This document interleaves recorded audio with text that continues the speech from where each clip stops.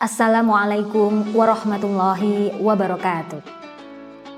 Alhamdulillahirabbil alamin wa imamil muttaqin wa ala alihi wa sahbihi wa man ta'a bi da'watihi wa tazama bi tariqatihi wa darassama khutahu wa ja'ala aqidatan islamiyah asasan li fikratihi wal ahkam asy-syar'iyyah miqyasan li a'mali wa masdarul ahkam wa ba'da.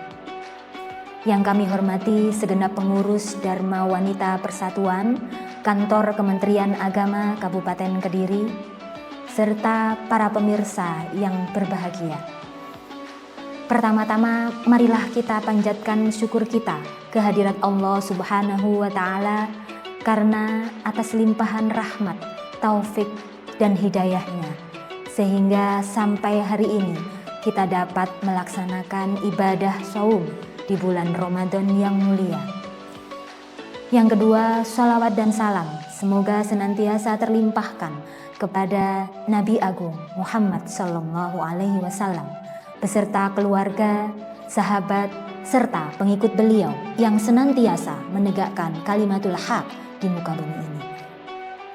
Para pemirsa yang berbahagia, pada pertemuan kali ini saya sedikit menyampaikan terkait materi mengelola keuangan keluarga menjelang Idul Fitri. Ramadan adalah bulan yang mulia, bulan yang penuh rahmat, bulan yang penuh ampunan, serta pembebasan dari api neraka. Namun, seringkali kita lalai dalam bulan Ramadan, terutama ketika menjelang Idul Fitri.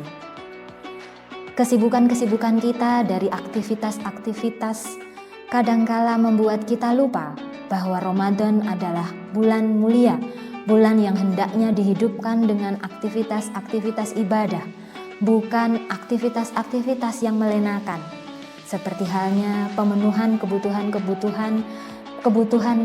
sekunder, bukan kebutuhan primer. Nah, kita lihat dulu bagaimana ajaran agama kita mengajarkan untuk mengelola keuangan, untuk mengelola ekonomi. Tentunya ada beberapa hal yang harus kita perhatikan. Di antaranya, yang pertama, prioritaskan kebutuhan pokok kita. Kenapa harus kita prioritaskan? Karena ini adalah perintah dari Allah Subhanahu wa Ta'ala. Sebagaimana firman Allah dalam surat Al-Isra ayat 26 hingga 27. A'udzu billahi minasyaitonir rajim. Bismillahirrahmanirrahim. Wa atida qurba haqqahu wal miskin wa ibnas sabil wa la tubadzir tabdziran innal mubadzirina kanu ikhwanas syayatin wa kana syaitanu lirabbih kafura. Yang artinya, dan berikanlah haknya kepada kerabat dekat, juga kepada orang miskin dan orang-orang yang ada dalam perjalanan, dan janganlah kamu menghambur-hamburkan hartamu secara boros. Sesungguhnya orang-orang yang boros itu adalah saudaranya setan. Para pemirsa yang dirahmati Allah, ayat ini jelas-jelas memberikan petunjuk kepada kita semuanya agar kita menggunakan harta kita secara bijak dan tidak berlebihan. Pastikan kebutuhan-kebutuhan kita seperti zakat kita, infak kita, sedekah kita, dan juga hal-hal lain yang sebetulnya itu menjadi fokus utama kita, bukan barang-barang yang tidak kita perlukan.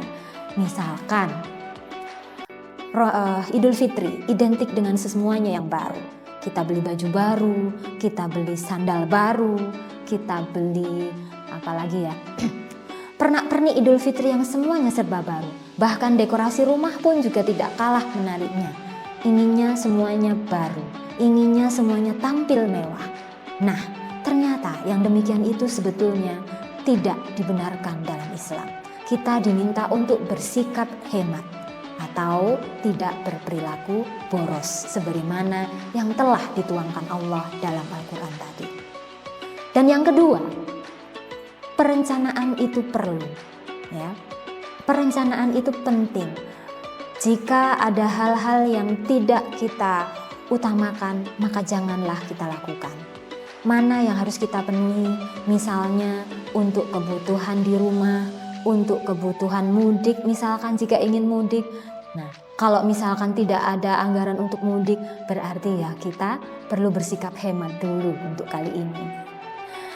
Para pemirsa yang dirahmati Allah, ada pesan Nabi yang di situ jelas sekali menggambarkan kepada kita. Rasulullah mengatakan, al-yadul ulya khairum minal yadis sufla. Tangan di atas itu lebih baik dibandingkan tangan yang ada di bawah. Itu artinya apa? Artinya adalah kita diminta oleh Rasulullah untuk senantiasa memberi, menyisihkan sebagian harta yang kita miliki untuk kita berikan kepada orang-orang yang membutuhkan. Bukan bergaya hidup mewah atau bergaya hidup boros.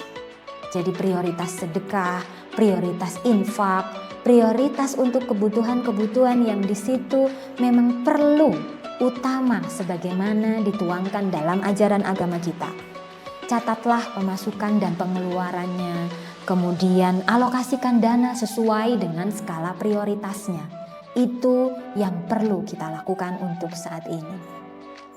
Kemudian yang ketiga, janganlah sekali-sekali kita itu melakukan kebiasaan-kebiasaan yang tidak diperlukan.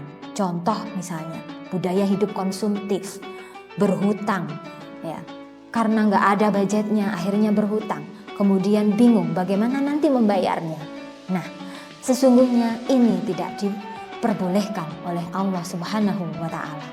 Dan yang terakhir, manfaatkan momen Ramadan ini untuk beribadah, bukan untuk sesuatu yang melalaikan kita, hanya fokus pada urusan dunia belaka.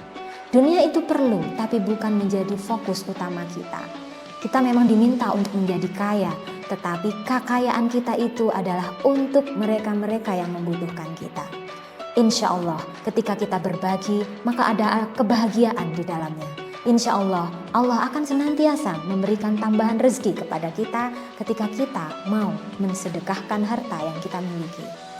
Jadi kita tidak perlu takut nanti harta kita akan habis ketika kita menginfakkan harta kita, terutama menginfakkan harta di jalan Allah Subhanahu wa Ta'ala. Baik para pemirsa yang dirahmati Allah, demikian yang bisa saya sampaikan pada pertemuan kali ini. Mudah-mudahan bermanfaat. Usikum wa nafsi bitaqwallah.